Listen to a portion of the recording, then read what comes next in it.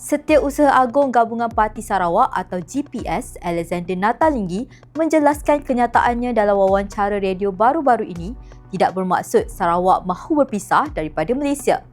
Nata yang juga Menteri Kejeraya berkata, kenyataan itu bertujuan menggesa rakyat Malaysia hidup bersatu padu dan harmoni. Beliau menegaskan bahawa ia hanya satu ungkapan dan rakyat Malaysia seharusnya hidup dalam keharmonian dan keamanan. Beliau berkata kenyataannya diambil di luar konteks sedangkan mesej sebenar supaya rakyat memfokuskan usaha menambah baik pengurusan ekonomi bukannya meneruskan perbalahan politik. Tegasnya dalam wawancara itu, beliau turut menyatakan dengan jelas beliau sayangkan Malaysia dan mahu melindungi negara ini tetapi ada pihak hanya memilih untuk menumpukan sebahagian kenyataannya.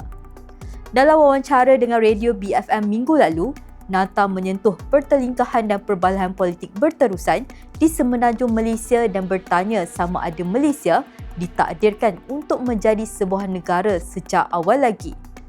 Azurin Zainal, FMT.